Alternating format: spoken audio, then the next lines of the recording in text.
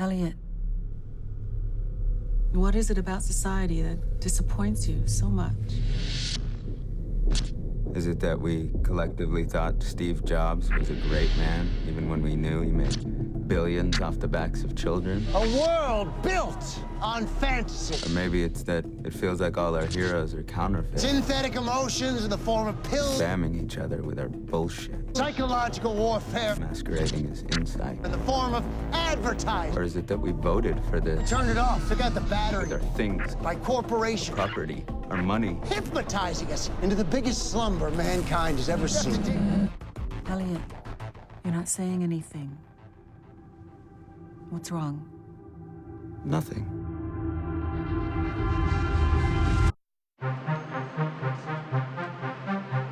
Action! The show's about multiple things, but central it's about this guy named Elliot. He's our main character. He's a cybersecurity engineer by day and a vigilante hacker by night. It's really about his place in the world and how sort of technology has kind of taken over our sort of modern day society. All of these amazing things that have enhanced our life so much at the same time has also destroyed a lot of humanity. Everything is digitized. Everything is a digital number. Everything's on a digital display, to the point where even our relationships are now monetized by Facebook and Twitter and all these social media corporations. So this ownership that we're kind of allowing these corporations to take over is sort of a modern day dilemma. The 1% versus the 99, the zillionaires that play God and govern, like that invisible hand that we all have to live by. He hacks into people's lives because he has the disability of not being able to connect with human beings.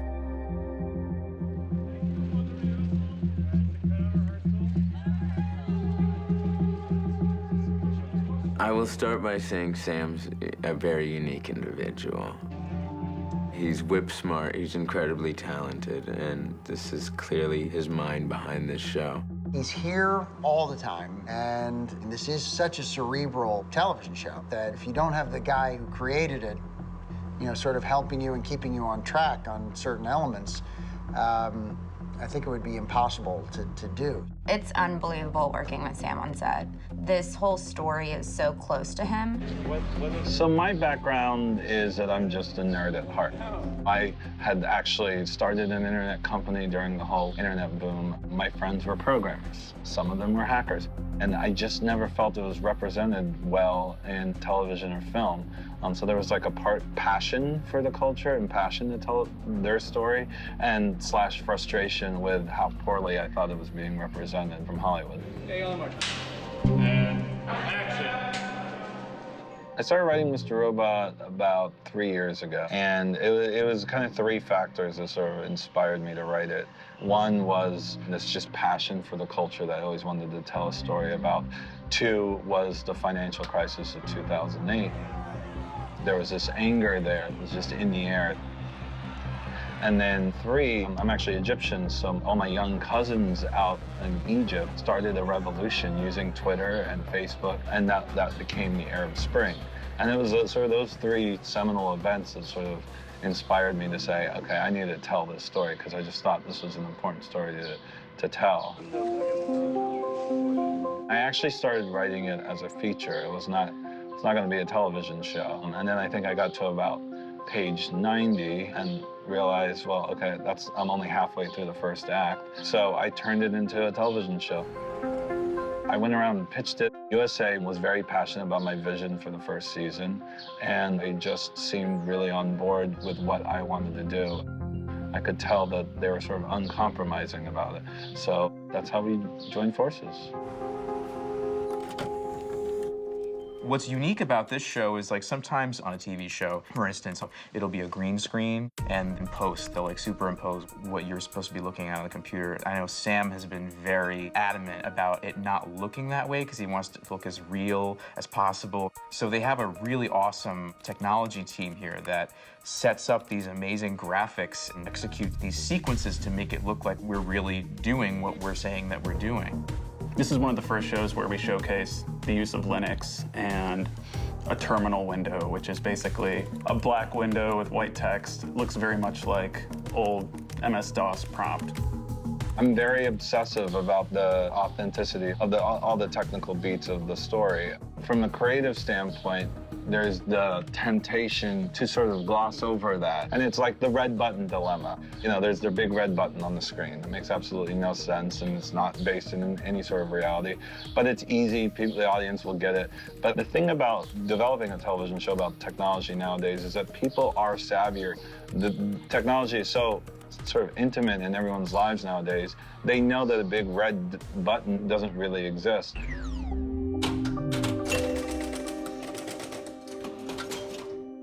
Production design is so crucial to the show and to the look and the aesthetic. It's so unbelievably fascinating what they can do with recreating the arcade that originally we filmed on Coney Island, building it onto a stage with all of the little details that most people probably won't even be able to see on TV, but they're there.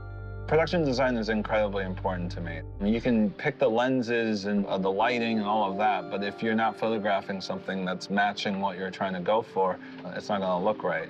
We wanted this grittier look, and so we wanted this washed-up arcade that no one really goes to. It's kind of a relic from the past.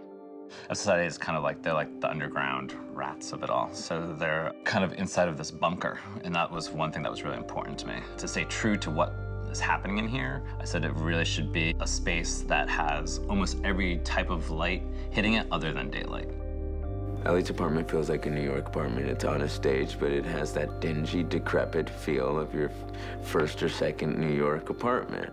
When you watch a lot of films or television shows set in New York, they build these big, expansive apartments that will cost, you know, hundreds of thousands of dollars to live in. You know, Elliot's a cybersecurity engineer. These are people they don't have a lot of money. And when you live in New York, even when you do have a lot of money, it's not a lot of space. And we wanted to keep it that way. So he's got this kind of grungy, studio-esque apartment. The kitchen's right there, the bed's on the floor. You know, and even like if you look at Angela and Ollie's apartment, you know, we went a different way with that. That's not as grungy. They live more in the Chelsea area, but still small and not incredibly big. Steve and Beatrice, our production designer, really went to great lengths to go for, again, authenticity, because that's something that's really important to us. I remember reading the pilot, and there's that scene in the therapist's office where he talks about our heroes being counterfeits and how we drown ourselves with things to basically distract us from being a human being, because it's painful being a human being. And when I read that, I mean, my eyes lit up, and I just wanted to be a part of it. I loved running away with you. All the characters, I think, in this series are so specific. Elliot wants to change the world, and he has this anger, and he's trying to channel it in this positive way. And then there's sort of this devil on his shoulder in Mr. Robot, who is sort of the id to his ego, who's trying to get him to change the world in a more dramatic or anarchist way. I'm getting off here. I think you should come with me. I come into Elliot's life, recruit him into this organization, F-Society, and I use his skills and ability to continue and move forward with this revolution that we have started. DDoS attack last night. You were testing me. Elliot's become very disenchanted with the society he lives in, and through F-Society, he's able to settle the score in a certain way. I need you to focus on the next phase of our project. Comets, the natural gas plant up around Albany. We're gonna blow it up. So the relationship from Elliot and Mr. Robot is a little bit of a Jekyll and Hyde thing.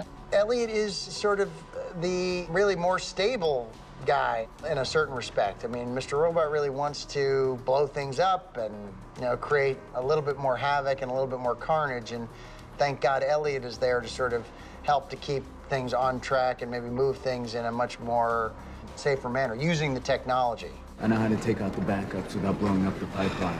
You know, Elliot, I really feel like we resolved this thing between us. Didn't you walk away? Elliot discovers who Mr. Robot is. It's pretty confounding experience. It's very sad and very dark. Why didn't you say anything? Why didn't you tell me? Okay, Elliot. This whole time? Elliot, You are not well. There's an unresolved conflict from how his father passed away when he was young at 8 that is rearing its ugly head later in life. And so Elliot's never had a father, and Elliot yearns for a father, and it comes as this sort of other personality. But I think he's kind of his strength and the powerful side to him that he kind of doesn't really know exists. It's going to be very, very hard for Elliot to ever get Mr. Robot. Really, you know, he's so deeply ingrained into him that he'll never get him out of his soul.